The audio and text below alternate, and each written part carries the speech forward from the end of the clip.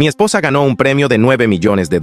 Se divorció de mí y me echó de casa, hasta que le recordé el acuerdo prenupcial que sus padres me obligaron a firmar. Ahora, su abogado está rogando. Negociemos, pero ya no pienso ser amable. Al final, la trampa legal que me tendieron resultó ser mi boleto de oro. Yo, hombre de 35 años, vengo de un entorno sencillo. Mis padres viven en un barrio tranquilo y crecí en una casa modesta de 3 habitaciones que siempre olía a ropa limpia y comida casera. Después de la secundaria tuve varios trabajos. Fui barman, ayudante en la ferretería de mi tío y finalmente gerente de una tienda local de artículos deportivos. No era un trabajo glamoroso, pero era honesto. Mi esposa, en cambio, venía de un mundo que yo nunca había conocido. Sus padres eran dueños de varias propiedades, conducían autos lujosos y organizaban fiestas ostentosas varias veces al año. Llamemos a su padre Alfredo y a su madre Mael. Alfredo era un hombre alto e imponente, tanto física como socialmente, y su presencia dominaba cualquier habitación con solo estar allí. Sus comentarios casuales solían ser amenazas veladas o manipulaciones disfrazadas. Mael era igual de hábil. Un simple gesto, como levantar una ceja en señal de desaprobación, bastaba para incomodar a cualquiera. Nunca fueron abiertamente crueles conmigo, pero siempre sentí su desprecio escondido tras una fachada de cortesía. Después de comprometernos, me di cuenta de cuánto temían que alguien de fuera de la familia se adueñara de su fortuna. Me veían como un intruso, a pesar de que llevábamos años saliendo. Antes de poder fijar una fecha para la boda, Alfredo exigió que firmara un acuerdo prenupcial. No tenía los recursos para pelearlo legalmente y estaba demasiado cegado por el amor.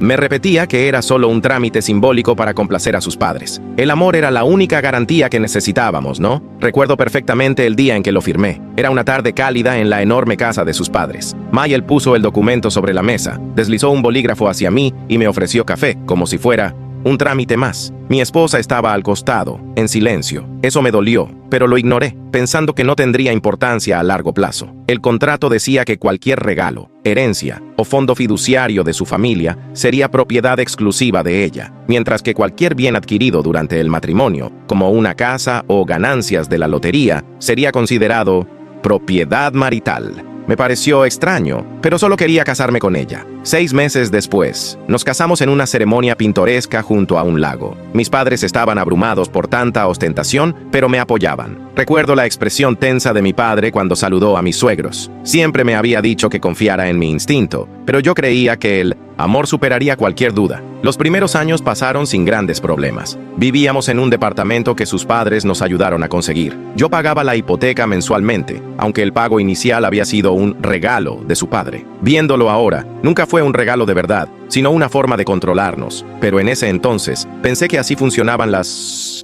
familias adineradas. Nuestro matrimonio tuvo las típicas discusiones por dinero y algunas peleas por la intromisión de sus padres en nuestras decisiones. Aparecían sin avisar, traían muebles nuevos o redecoraban la casa entera sin consultarnos. Mi esposa minimizaba mis quejas, diciendo que era su forma de ayudar. Y entonces ocurrió lo que lo cambió todo. Un día, mi esposa me llamó eufórica. Había ganado un premio de $9 millones con un boleto de lotería que compró en una gasolinera. Al principio me emocioné pensando en renunciar a nuestros trabajos y viajar por el mundo, pero la alegría se desvaneció rápido. Ella insistió en mantenerlo en secreto, incluso de mis propios padres. Se volvió paranoica, hablando de cobrar el dinero de la manera correcta y reuniéndose con abogados que yo no conocía. Cuando quise acompañarla me dijo, no te sentirías cómodo, lo cual me dolió. No tenía idea de que lo peor estaba por venir. Una tarde, volví del trabajo agotado y la encontré con su tía, revisando cajones. Me soltó la noticia como si nada. Iba a pedirme el divorcio. Me dijo que hiciera mis maletas y me fuera del departamento, que supuestamente estaba solo a su nombre. Me quedé en shock. Yo había contribuido con la hipoteca mes tras mes, pero para ella, el pago inicial de su padre y su nueva fortuna me volvían irrelevante. Sentí que el corazón se me partía. Llamé a mi padre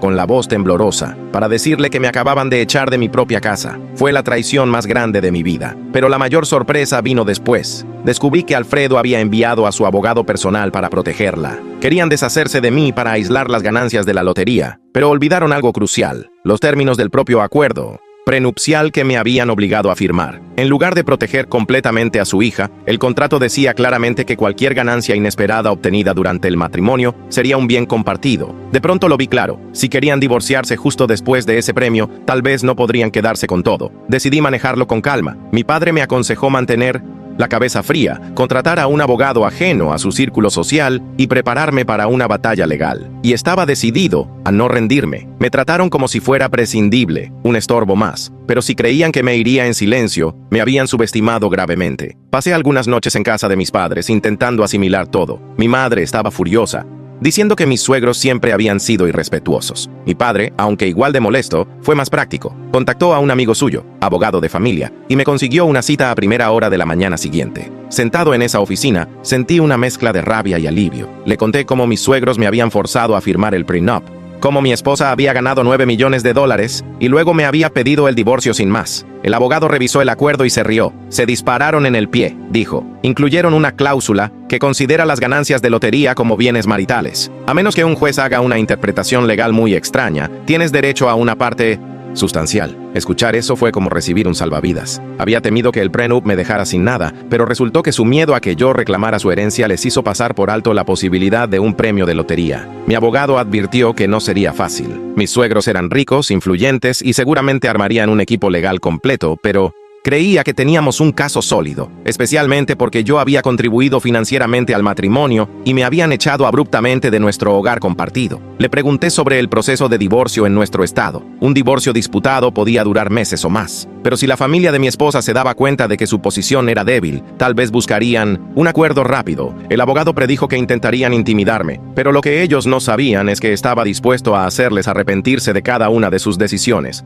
Como era de esperar, Alfredo me dejó un mensaje de voz amenazante a los pocos días. Su voz temblaba de rabia mientras me advertía que me alejara, que no merecía nada de su hija. Afirmó que si intentaba perseguir las ganancias de la lotería, se aseguraría de que terminara sin nada. Mi abogado me aconsejó documentarlo todo, y así lo hice, guardando cada mensaje, cada correo, cada interacción hostil. Lo que no esperaba era encontrar a Mayel, esperándome una tarde lluviosa frente a la casa de mis padres. Me sorprendió verla allí, empapada bajo su paraguas negro, como una aparición siniestra. Se acercó con esa sonrisa calculadora que tanto conocía, ofreciéndome lo que ella llamaba una salida digna, una suma ridícula que ni siquiera cubría la mitad de mis contribuciones a la hipoteca. «Es más de lo que mereces», dijo con ese tono condescendiente que siempre usaba conmigo. La miré fijamente, sintiendo una mezcla de tristeza y determinación. «Nos veremos en la corte», respondí simplemente.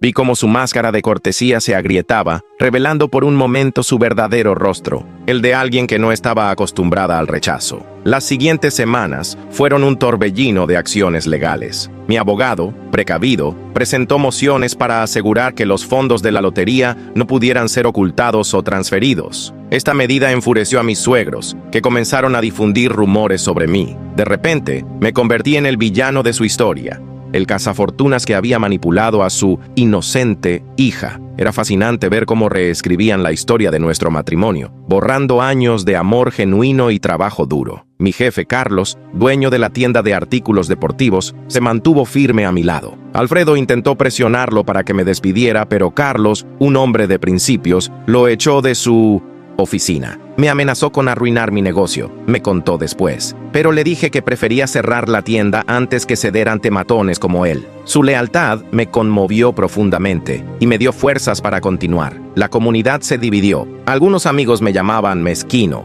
argumentando que debería conformarme con lo que me ofrecían y seguir adelante. Otros, especialmente quienes habían sido testigos de años de microagresiones por parte de mis suegros, me apoyaban en silencio. La tensión era asfixiante, pero cada intento de intimidación solo fortalecía mi resolución. Durante este tiempo mi esposa se había convertido en un fantasma. Vivía prácticamente recluida bajo el ala protectora de sus padres, negándose a cualquier contacto directo conmigo. Sus abogados eran su voz, pintándome como un parásito que no había aportado nada al matrimonio. Era doloroso ver cómo la mujer que una vez me amó ahora permitía que me retrataran como un villano. La primera audiencia preliminar fue reveladora. Mi abogado presentó meticulosamente los registros financieros, años de facturas compartidas, recibos de hipoteca y, lo más importante, la cláusula explícita del acuerdo.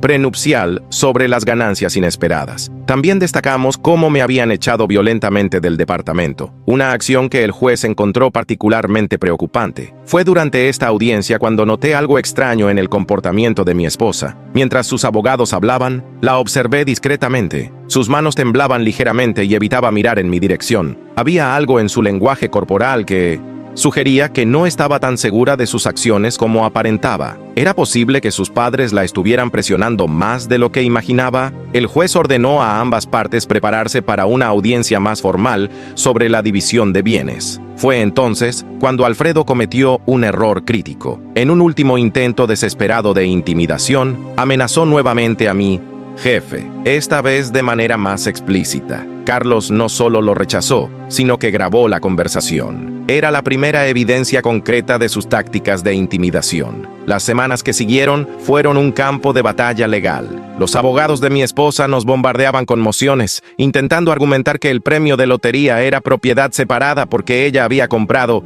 el billete. Ignoraban convenientemente el lenguaje del acuerdo prenupcial que establecía que cualquier ganancia importante durante el matrimonio era propiedad marital. Mientras tanto, Mayel intensificó su campaña de desprestigio. Contactaba a amigos y socios comerciales, vendiendo la narrativa del cazafortunas. Sin embargo, su estrategia comenzó a volverse en su contra cuando algunas personas empezaron a cuestionar por qué una familia tan adinerada estaba tan desesperada por evitar compartir el premio. Durante este periodo, experimenté una montaña rusa emocional. Había momentos de profunda frustración seguidos de renovada determinación. Me mantuve enfocado en recopilar documentación, facturas de servicios públicos, recibos de compras, pagos parciales de la hipoteca. Cada papel contaba la historia de un matrimonio real, no la caricatura que mis suegros intentaban pintar. Mi abogado y yo pasamos horas analizando cada detalle del acuerdo prenupcial. Fue durante una de estas sesiones cuando encontramos algo crucial. La frase específica sobre las ganancias inesperadas no solo mencionaba la lotería, sino que incluía una lista exhaustiva de posibles fuentes de ingresos extraordinarios. Era como si mis suegros, en su obsesión por proteger su fortuna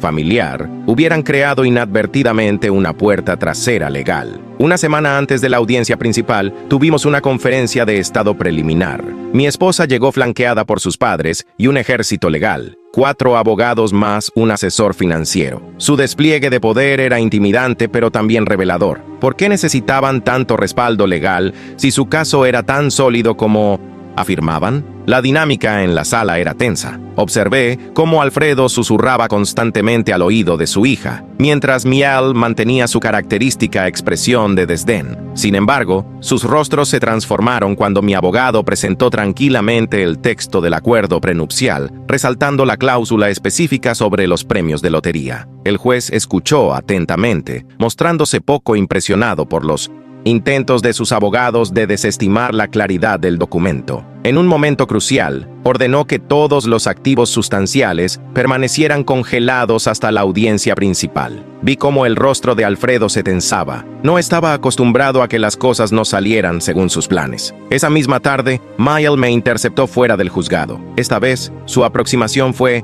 diferente. Ya no había condescendencia en su voz, sino un toque de desesperación. Me ofreció una suma aún menor que la anterior, insistiendo en que era generosa para alguien de mi origen. Su comentario clasista solo reforzó mi determinación. «Dejaremos que el juez decida», respondí con calma. Su reacción fue reveladora. «Estás destruyendo a esta familia», exclamó, como si yo fuera el responsable de la situación. La ironía era palpable. Ellos me habían expulsado de mi hogar, me habían difamado y ahora me acusaban de ser el destructor. Mantuve la compostura, recordando el consejo de mi abogado de evitar intercambios acalorados que pudieran ser usados en mi contra. Entre bastidores, mis preocupaciones crecían. ¿Qué pasaría si intentaban ocultar el dinero del premio? Mi abogado, anticipándose a esta posibilidad, había solicitado órdenes judiciales que impedían cualquier transferencia grande. También teníamos un contador forense listo para intervenir si sospechábamos que estaban escondiendo fondos. La rabia de Alfredo alcanzó nuevos niveles. Me dejó un mensaje de voz particularmente virulento, acusándome de drenar el amor de la vida de su hija. Era una acusación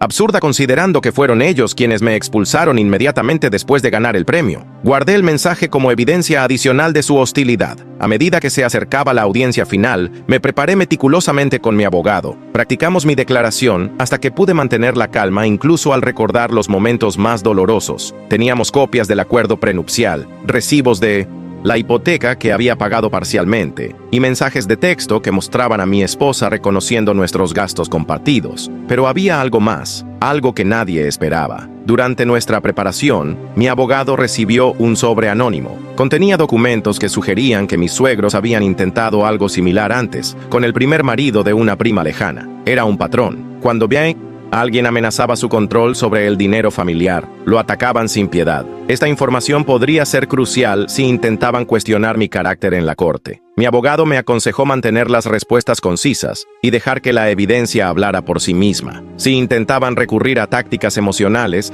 responderíamos con documentación clara y precisa. La verdad estaba de nuestro lado, y pronto el mundo la conocería. El día de la audiencia final llegó con una sorpresa inesperada. Mientras me preparaba en la oficina de mi abogado, repasando una última vez nuestra estrategia, recibí un mensaje de texto de un número desconocido. Hay algo que debes saber sobre el billete de lotería. Era la tía de mi esposa, la misma que estaba presente cuando me echaron del departamento. No puedo seguir callando esto, decía el mensaje. Nos encontramos en una cafetería cercana al juzgado, una hora antes de la audiencia. La tía María, normalmente tan compuesta y altiva como el resto de la familia, parecía nerviosa. «El billete», me dijo en voz baja, «lo compraste tú». La miré confundido. Ella continuó. «Hace 3 meses, cuando fuiste a llenar el tanque de gasolina, pagaste con tu tarjeta de débito y compraste 2 billetes. Le diste uno a ella diciendo que era para la suerte». Mi mente viajó a ese día. Era cierto. Había sido un gesto casual, algo que hacía ocasionalmente. «¿Por qué me dices esto ahora?», pregunté. María suspiró profundamente. «Porque estuve allí cuando Alfredo convenció a mi sobrina de mentir. Le dijo que si admitía que el billete era tuyo, perderían todo el dinero. La manipuló, como siempre lo ha hecho. Sacó su teléfono y me mostró una grabación. En ella, se escuchaba claramente a Alfredo presionando a mi esposa para que mintiera sobre el origen del billete. Esta revelación cambió todo. Mi abogado, al escuchar la grabación, sonrió por primera vez en semanas. «Esto no solo te da derecho a la mitad», dijo. «Técnicamente, el billete es tuyo. Ellos han estado cometiendo fraude». Entramos al juzgado con una confianza renovada. La sala estaba llena. Mis suegros, su ejército de abogados, algunos amigos de la familia y, sorprendentemente, varios de Minion Center.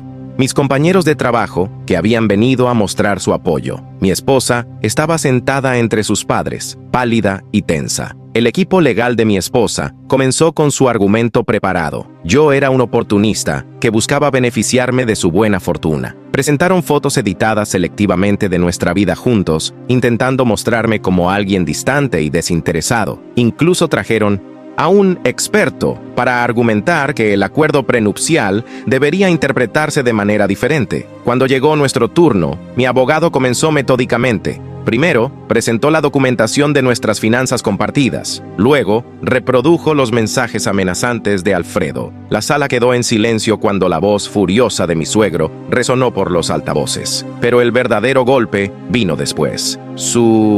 «Señoría», dijo mi abogado, «tenemos evidencia de que el billete ganador fue realmente comprado por mi cliente». Presentó los registros de mi tarjeta de débito, el testimonio escrito de la tía María y, lo más devastador, la grabación de Alfredo instruyendo a mi esposa para que mintiera. El efecto fue inmediato. Vi cómo el color abandonaba el rostro de Alfredo. Miel se llevó una mano a la boca y los abogados comenzaron a susurrar frenéticamente entre ellos. Pero lo que más me impactó fue la reacción de mi esposa. Por primera vez en meses, me miró directamente, con lágrimas en los ojos. El juez ordenó un receso de 1 hora. Durante ese tiempo, el caos se desató en el pasillo del juzgado. Los abogados de ambas partes entraban y salían de salas de conferencia, mientras Alfredo gritaba por teléfono en un rincón. Miel intentó acercarse a la tía María, quien se mantuvo firme junto a mí. Cuando la sesión se reanudó, hubo un cambio dramático. El abogado principal de mi esposa solicitó tiempo para consultar con su cliente en privado. Después de 20 tensos minutos, regresaron con una propuesta sorprendente. Mi esposa pidió hablar directamente ante el juez. Con voz temblorosa pero decidida, confesó todo. Admitió que el billete era mío que sus padres la habían presionado para mentir y que se arrepentía profundamente de sus acciones. Me dejé manipular por el miedo y la codicia, dijo, mirándome por primera vez en meses con verdadero remordimiento. El juez escuchó todo con expresión grave. Cuando mi esposa terminó, se dirigió a Alfredo y Mayel. En mis años en el banquillo, he visto muchos casos de codicia familiar, pero pocas veces he presenciado un nivel tal de manipulación y deshonestidad. La decisión del juez fue contundente. No solo determinó que el premio de lotería era completamente mío como comprador original del billete, sino que también ordenó una investigación sobre el intento de fraude por parte de mis suegros. Además, debido a la manera en que me habían expulsado del departamento, me otorgó una compensación adicional por daños emocionales. Mientras la sala se vaciaba, vi a mi esposa discutiendo acaloradamente con sus padres. Por primera vez, parecía estar defendiéndose de ellos. Se acercó a mí cuando salía intentando decir algo, pero las palabras no le salían. Simplemente asentí y me fui, sintiendo una mezcla de victoria y tristeza. Esa noche, sentado en la casa de mis padres, recibí otro mensaje de texto. Era de mi esposa. Lo siento tanto, no por el dinero, sino por no haber sido más fuerte, por no haberte defendido cuando debía. Tenías razón sobre mis padres todo este tiempo.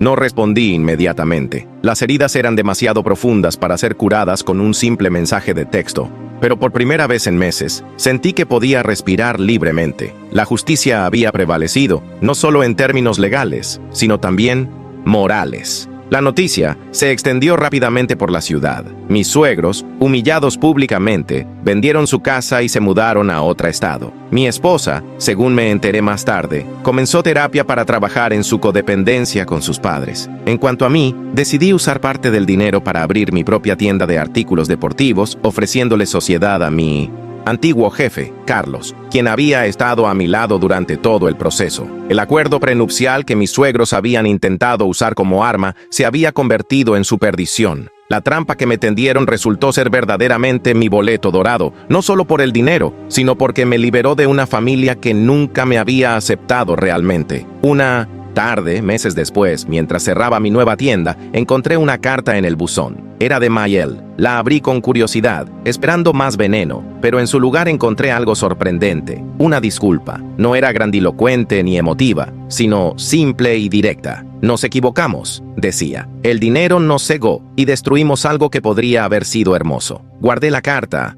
junto con el acuerdo prenupcial, como recordatorio de que a veces la justicia llega de las maneras más inesperadas. Mi historia se convirtió en una especie de leyenda local, un recordatorio de que el dinero puede sacar lo peor de las personas, pero también puede revelar quiénes son tus verdaderos aliados. Han pasado 5 años desde aquel día en la corte. Mi tienda de artículos deportivos se ha convertido en una cadena exitosa con 3 locales, y Carlos sigue siendo mi socio más confiable. El dinero del premio lo invertí sabiamente, una parte en el negocio, otra en propiedades, y establecí un fondo para becas universitarias destinado a jóvenes de familias trabajadoras. Es mi forma de recordar de dónde vengo. Mi ex esposa y yo nos cruzamos ocasionalmente en la ciudad. Ya no hay hostilidad, solo una especie de tristeza resignada por lo que podría haber sido. Ella finalmente se liberó de la influencia tóxica de sus padres y, según me han contado, trabaja como consejera matrimonial, ayudando a otras parejas a navegar los conflictos familiares. La ironía no se me escapa. Alfredo y Mayel nunca regresaron a la ciudad. A veces recibo noticias suyas a través de conocidos comunes. Han envejecido solos, rodeados de su dinero pero alejados de su hija. El imperio familiar que tanto se esforzaron por proteger se desmoronó por su propia codicia. La tía María se convirtió en una amiga cercana. Viene a cenar a casa de mis padres una vez al mes y siempre bromea diciendo que eligió el lado correcto de la familia. Mi madre la adora. Dice que es la única de esa gente que tiene los pies en la tierra. El acuerdo prenupcial enmarcado cuelga en mi oficina, no como un trofeo, sino como un recordatorio de que la justicia puede llegar de las formas más inesperadas. Los clientes suelen preguntar por él y siempre les cuento la historia completa. Se ha convertido en una especie de leyenda local, una advertencia sobre la codicia y un testimonio de la importancia de mantenerse fiel a uno mismo. Hace poco, mientras cenaba con mis padres, mi padre me preguntó si me arrepentía de algo. Lo pensé un momento antes de responder, solo de no haber confiado en mi instinto desde el principio, como tú me aconsejaste. Él sonrió y asintió, comprensivo como siempre. La vida me ha enseñado que el dinero puede sacar lo peor de las personas, pero también puede revelar quiénes son tus verdaderos aliados. El premio de la lotería no, solo me dio seguridad financiera. Me liberó de una familia que nunca me aceptó y me mostró el valor de mi propia dignidad. Hoy, cuando miro atrás, no siento amargura. La traición de mis suegros y mi ex esposa me dolió profundamente, pero también me hizo más fuerte y más sabio. El acuerdo prenupcial que pretendía atarme se convirtió en mi liberación, y la trampa que me tendieron resultó ser verdaderamente mi boleto dorado hacia una vida mejor. Y así, en una última vuelta del destino, la familia que tanto temía que les quitara su fortuna, acabó perdiéndolo todo por su propia avaricia. Mientras tanto, yo encontré algo mucho más valioso que los millones: la paz de saber que hice lo correcto y la libertad de vivir en mis propios términos. Como dice el viejo refrán, la justicia llega tarde pero llega. En mi caso, llegó envuelta en el papel de un billete de lotería y sellada con un acuerdo prenupcial que ellos mismos escribieron. A veces, la mejor venganza es simplemente dejar que la vida siga su curso y que cada quien coseche lo que sembró.